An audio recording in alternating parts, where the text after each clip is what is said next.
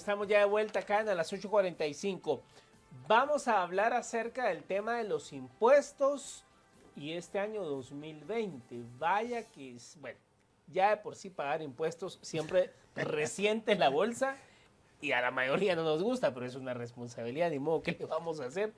Pero con esta situación de la pandemia, pues bueno, la SAT ha habido una recalendarización, si así lo queremos ver.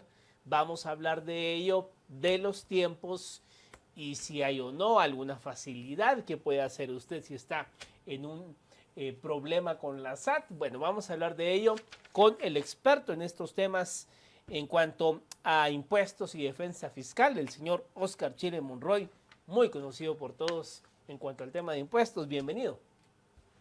Muchísimas gracias, estimados.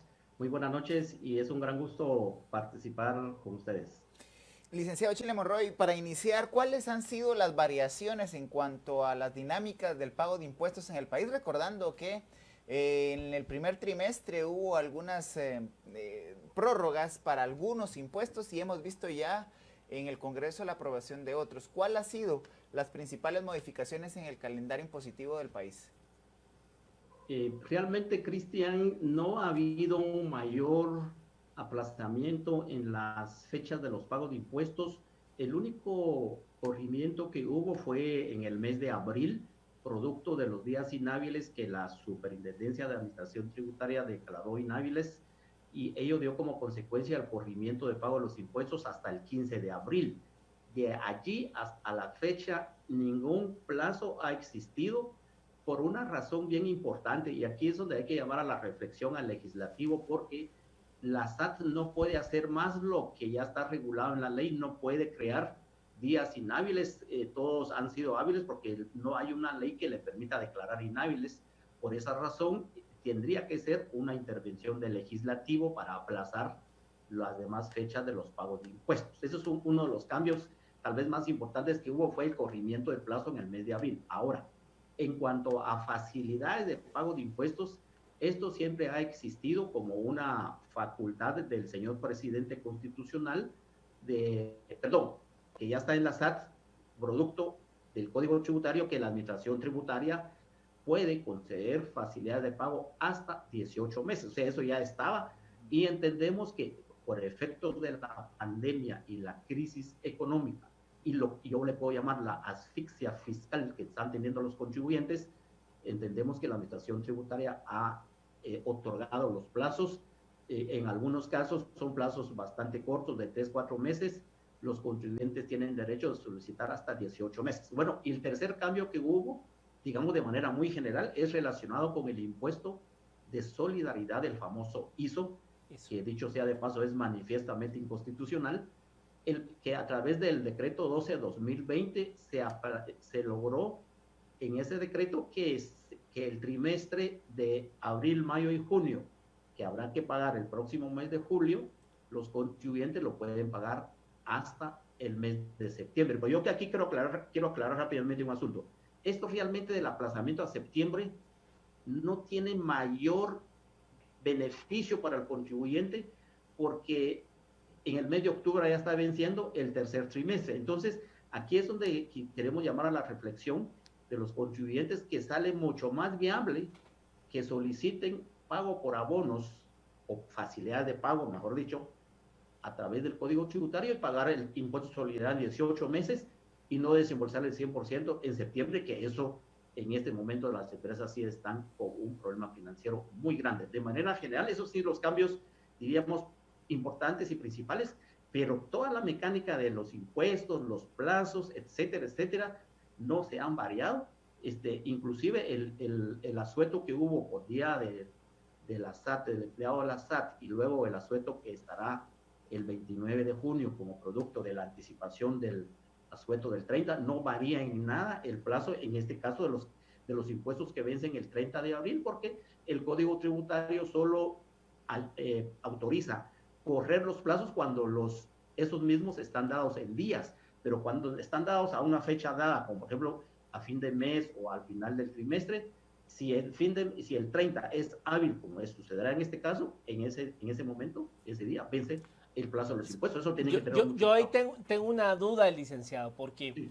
la mayoría, bueno, el sistema bancario en su totalidad el día 30 estará cerrado y solo, digamos, por plataformas digitales podrá uno hacer algunas cuestiones, pero hay que entender que no toda la gente tiene banca en línea o hace sus pagos por esta vía. ¿Ahí qué pasa? Allí en este caso, realmente ahí los contribuyentes que pagan ya no a través de Bancansar, sino por medios todavía, diríamos, de ir al banco a pagar, ya son muy pocos contribuyentes. Pero la pregunta concretamente en este caso es que si no están al día, al 30, y los bancos están cerrados, sí tendrían un problema. Para efectos fiscales es hábil y eso es lo que hay que llamar a la reelección de los contribuyentes. En todo caso, deberían de hacer el pago el día de mañana, viernes, porque el 29 es... O sea, sí o sí el 30 se vence el plazo.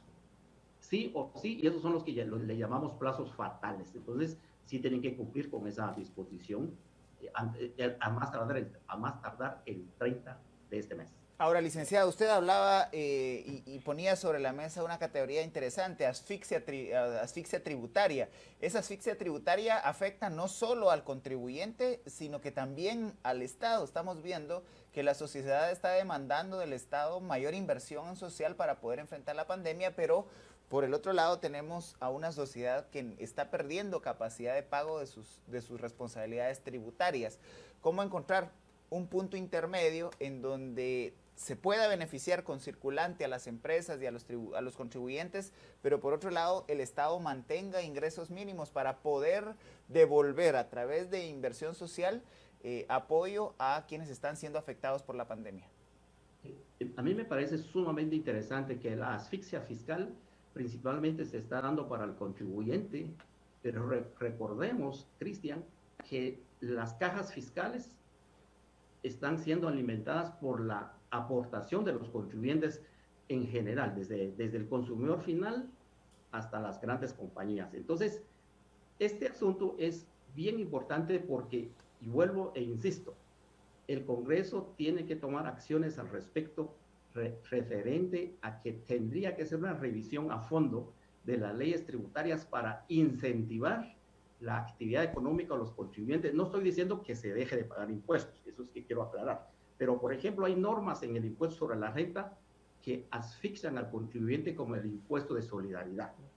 Hay normas en el impuesto de la renta que asfixian al contribuyente. Ahora esa asfixia en época de la crisis económica producto de la pandemia se hace mucho más aguda en el sentido siguiente. Por ejemplo, los pagos trimestrales del impuesto sobre la renta, que en el primer trimestre veníamos con una actividad normal, se hicieron pagos materialmente importantes en su aspecto monetario de varias empresas, pero luego, a partir del mes de abril y mayo, la recaudación y obviamente la actividad económica de las empresas se viene abajo. Entonces, las empresas irán a pagar menos pagos trimestrales y es muy posible que una gran mayoría termine con pérdidas. Entonces, al no tener el flujo del dinero, las empresas, tiene como consecuencia de despido de personal, de no contratar más personal. Entonces, una regulación fiscal tendente a, por ejemplo, actualmente la legislación fiscal le dice al contribuyente, todo lo que usted pague en exceso del impuesto de la renta,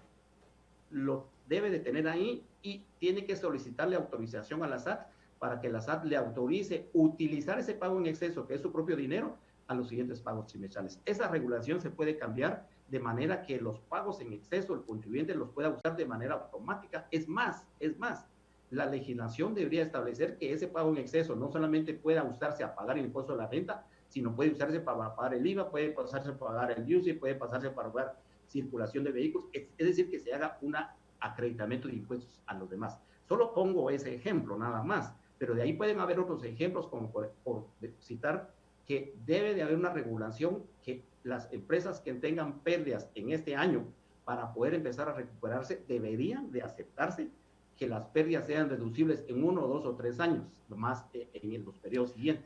Ahora, sí, sí, perdón, licenciado. Le hago una pregunta que nos acaba de llegar aquí vía redes sociales. Algunas personas preguntan que, dada esta situación, ya como usted muy bien lo explicó, empresas que pues bueno, han tenido que cerrar o las ventas se desplomaron, han tenido que despedir personas. ¿Qué pasa con toda esta? Y no es solo aplicable a empresas, también a contribuyentes, trabajadores independientes. Esta baja en el ingreso, pero sí o sí hay que cumplir con los impuestos. Preguntan acá cómo evitar o qué hacer si la SAT dice, mire señor, perdón, pero esto se tiene que ir ya a pelearlo por la vía judicial. ¿Qué pasa en ese escenario? ¿Hay todavía una última oportunidad de poder contener que esto no se vaya? Y usted me corrige si así es a lo contencioso administrativo. No, la legislación establece una serie de procedimientos desde la fase administrativa, la fase judicial, que es el contencioso. Es más, si el contribuyente fuese desfavorable el fallo del contencioso, todavía puede acceder a acción, a casación, luego amparo y luego llegar hasta la Corte Constitucional en caso de litigio. Pero como aquí estamos hablando de cómo hacer la reactivación económica para que haya más ingresos al fisco, parte de ello es incentivar mediante leyes objetivas y razonables para el sector productivo, a efecto que se ponga a funcionar la maquinaria económica, que haya contratación de mano de obra, y al haber contratación de mano de obra hay generación de consumo, y al haber consumo se genera IVA para las empresas, se genera impuesto de la renta por parte del trabajo. Eso es lo que hace falta. Lo que pasa es que ahora no se ha tocado ese aspecto, más son aspectos, como yo le llamo, parciales, como por ejemplo la exoneración el aplazamiento del impuesto de circulación de vehículos, que es una medida a medias, que ayudará a medias, pero realmente lo que se necesita es legislación para reactivar la economía, y parte de esa economía están las leyes fiscales. Pero si seguimos con estas leyes fiscales así como estamos, obviamente las empresas irán saliendo, pues, pero no generarán la cantidad de empleos que se necesita ya cuando estemos activados 100%, cuando ya nos quiten las restricciones de la libre locomoción. Costará bastante. Ustedes saben que en 3 o 4 meses se desplomaron muchas actividades, y ustedes todos sabemos que construir después lleva mucho tiempo, y pues podrían ser años, y se necesita ir acompañados de una legislación adecuada, que es lo que no tenemos, porque si continuamos con una legislación en época en donde estábamos bastante bien, o bien esa misma legislación en un problema de reactivación, realmente nos estaría, es como andar como una llanta pinchada. Licenciado, profundizando en este ejemplo que usted pone del diferimiento del pago del impuesto sobre circulación, que es una medida popular, pero que se entiende poco en cuanto realmente puede apoyar. Digamos, familias de menores ingresos deberán pagar o diferir ese pago hasta octubre de una moto o de un vehículo no de reciente modelo. Es decir, el impacto en sus finanzas podría ser de entre 80 quetzales, que es más o menos el impuesto de una moto, no del año, pero una moto funcional, a unos 200, 250 quetzales, dependiendo del tipo de vehículo. No obstante, este beneficio, o el beneficio que ha otorgado el Congreso, le impacta más a quienes tienen vehículos del año, flotillas completas de vehículos para la actividad comercial o económica, o quienes tienen pues gustos por vehículos exóticos y vehículos caros. ¿Cuál es el real beneficio? ¿O es un oportunismo político del Congreso de la República para que en medio de la dinámica que hay actualmente por la pandemia traten de ganar y congraciarse con algún sector de la población a partir de este tipo de medidas? Yo considero que tiene una medida política y con un sentido económico a una población muy necesitada, pero recordemos, Cristian, que la población no es tonta. La población ya no se le puede dar un dulce. Y yo he dicho que, por ejemplo, el aplazamiento fue para octubre. Eso no va a funcionar mayor cosa, porque las personas que han disminuido sus ingresos o que están sin trabajo, Cristian, con ese problema económico que tenemos en las empresas, no van a conseguir un empleo de manera inmediata en octubre, noviembre o diciembre. De tal manera que llegará todavía a fin de año y todavía tendremos problemas económicos. Entonces, lo de octubre solo fue un tema bastante, digamos, con mucha bulla, pero el efecto de beneficio para la persona es muy poca, considerando que octubre ya lo tenemos a 3-4 meses, pero yo considero que en 3-4 meses no estamos bien como para pagar impuestos. Muy seguramente los contribuyentes que tienen sus vehículos, si no hubieran dado la prórroga, no lo pagan. Y si llega a octubre tampoco lo van a pagar porque no tienen dinero.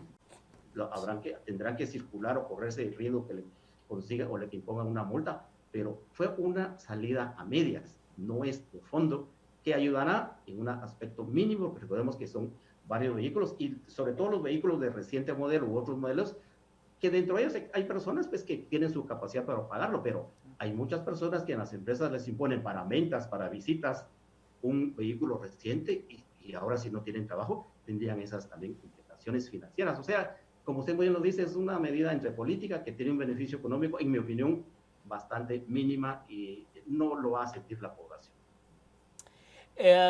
Otra pregunta que nos hacen acá, ¿qué hacer si ya no puedo seguir pagando el convenio que había firmado con la SAT para en 18 cuotas poder pagar mis atrasos?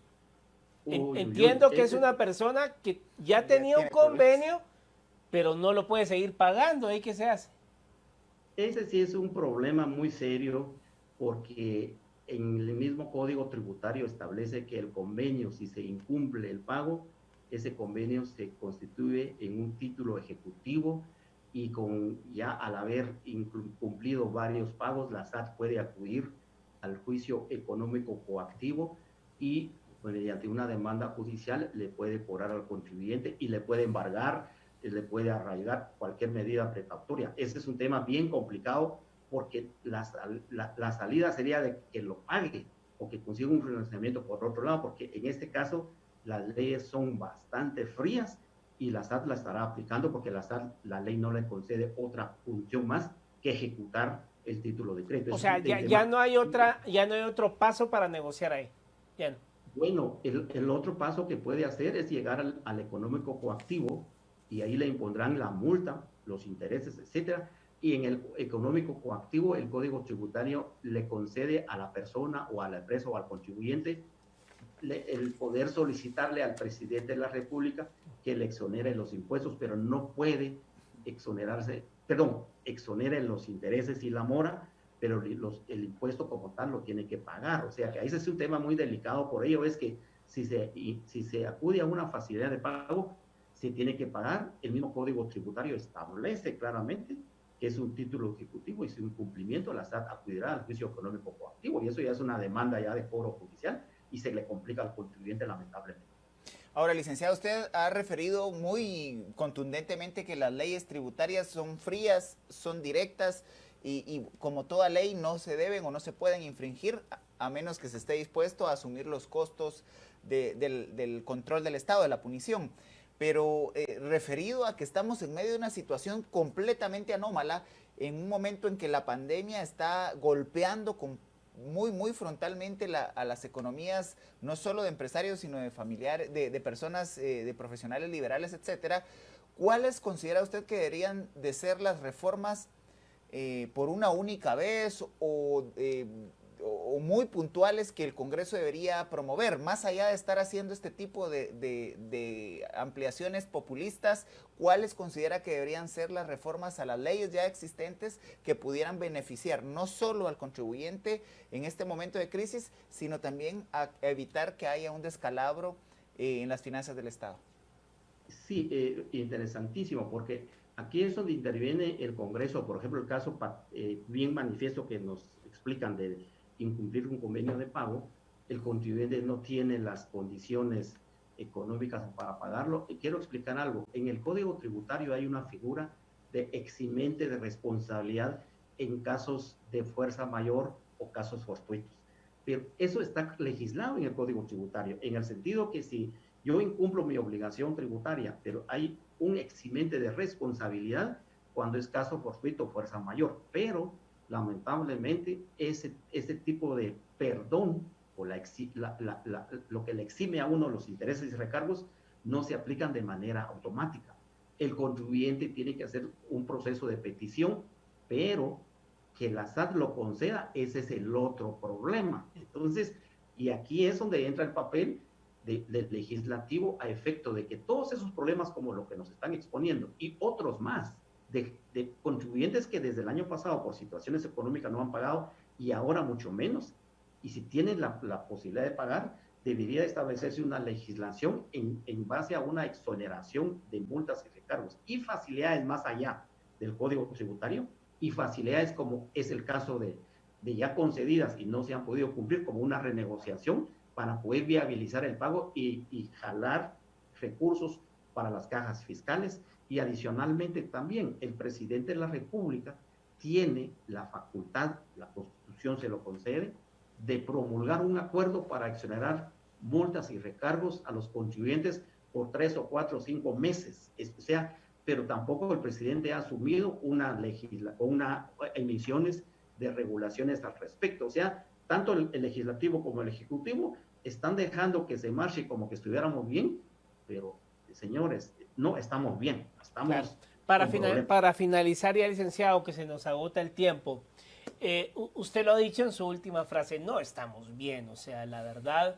que esto ha resentido y golpeado a todo nivel, y pues la SAT sigue su camino y su rumbo y la exigencia, y a veces hasta una cosa, hay que decirlo, usted ve en el panorama, en esta situación anormal, atípica que está el país, ¿ve usted alguna posibilidad que el Congreso y el Ejecutivo puedan dar algún respiro a los contribuyentes, ya sea a finales del 2020 o dentro de unos 2 o 3 meses, que pueda aliviar un poco todo este tema y no tener que ir a pagar a juzgados, tener que pagar a abogados, asesores que le embarguen las cuentas a uno, arraigados? O sea, ¿ve usted un escenario que pueden hacer algo?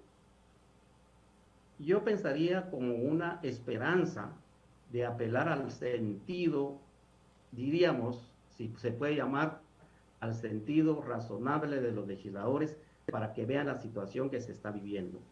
Pensando en esa situación, no deberíamos descartar y pensemos que hay una esperanza que el legislativo sí vaya a emitir una legislación para reactivar la economía para bien, principalmente de Guatemala, porque recordemos que el sector empresarial y productivo es el que aporta el ingreso, y teniendo regulaciones, es más, pudieran existir hasta atracción de inversiones extranjeras y no solamente nacional. Ese es el momento y se lo dejamos en las manos de los diputados, y que sea historia que en un momento de crisis económica, de enfermedades y de temas muy serios, si el Congreso toma acción, pasará a la historia, y si no toma acción, pasará a la historia como alguien que no jugó un papel importante, tan trascendental como lo necesita Guatemala en estos momentos.